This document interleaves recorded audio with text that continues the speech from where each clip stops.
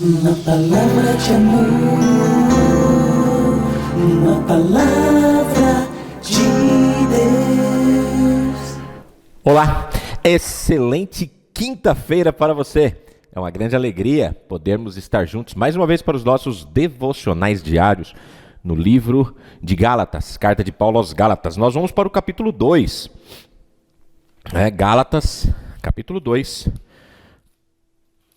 Nós vamos ver os versos de 1 a 10 e introduzir o novo assunto, que é o reconhecimento apostólico. Gálatas, capítulo 2,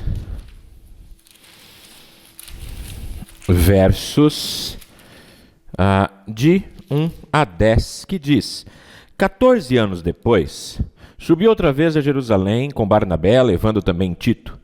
Subi em obediência a uma revelação e lhes expus o evangelho que prego entre os gentios, mas em particular aos que pareciam de maior influência, para de algum modo não correr ou ter corrido em vão. Contudo, nem mesmo Tito, que estava comigo, sendo grego, foi constrangido a circuncidar-se. E isto por causa dos falsos irmãos que se entremeteram com o fim de espreitar a nossa liberdade que temos em Cristo Jesus e reduzir-nos à escravidão, aos quais nem ainda por uma hora nos submetemos, para que a verdade do Evangelho permanecesse em vós. E quanto àqueles que pareciam ser de maior influência, quais tenham sido outrora, não me interessa, Deus não aceita a aparência do homem. Esses digo que me pareciam ser alguma coisa. Nada me acrescentaram. Antes, pelo contrário, quando viram que o evangelho da incircuncisão me fora confiado, como a Pedro da circuncisão, pois aquele que operou eficazmente em Pedro para o apostolado da circuncisão, também operou eficazmente em mim para com gentios.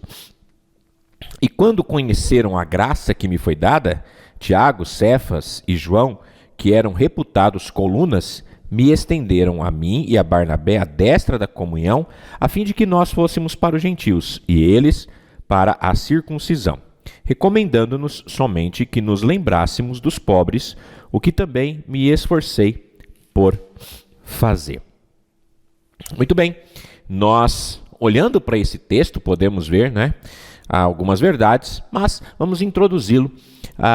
E como Jesus deixou claro na parábola do joio e do trigo, onde sempre a boa semente é semeada, a semente da verdade de Deus é semeada, Satanás também vai estar lá para semear a semente da falsidade, a semente do engano, a semente do erro. Era, portanto, inevitável que, como Paulo fielmente e poderosamente plantou a verdade do Evangelho, os falsos mestres de Satanás, também estariam plantando suas mentiras junto ao plantio de Paulo. Paulo advertiu aos anciãos de Éfeso para estar em guarda por eles mesmos e por todo o rebanho que o Espírito Santo os constituiu bispos para pastorear a igreja de Deus, que ele comprou com seu próprio sangue. E ele fala que eu sei que depois da minha partida, lobos vorazes entrarão no meio de vós e não pouparão o rebanho. E que dentre vós mesmos se levantarão homens que falarão coisas perversas para atraírem os discípulos após si.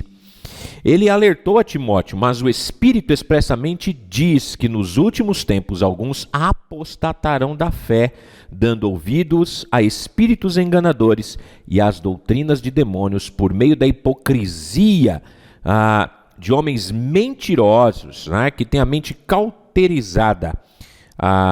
Então, na verdade, é claro que ao longo do ministério de Paulo, do seu longo ministério, Paulo lutou diversas vezes contra estes homens, contra estes falsos apóstolos, contra esses enganadores, tentando pregar uma mensagem parecida com a verdade para enganar os incautos.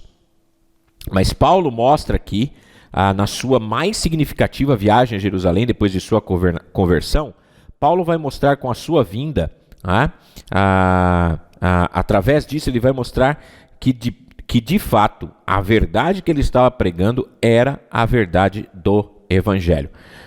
Através da sua vinda nós vamos ver isso, quem era o seu companheiro, quem era a sua comissão, o que ele fez, né? A verdade que ele fez e o Espírito que habitava nele e nos demais apóstolos, né? Então isso nós podemos ver nos versos que se seguem de 1 a 10.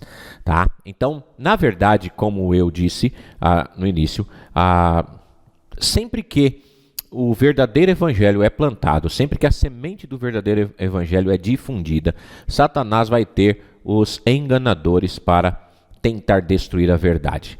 E na verdade o que nós temos visto nos dias de hoje é estar sendo difundido uma falsa verdade, né? Um evangelho mentiroso, um evangelho que engana, que tenta a fazer com que as pessoas sejam enganadas.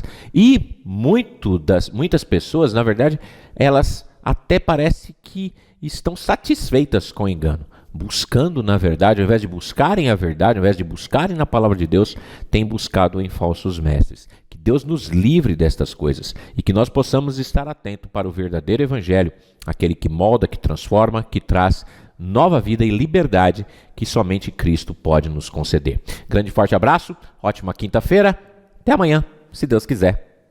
Tchau. Uma palavra de amor, uma palavra de Deus.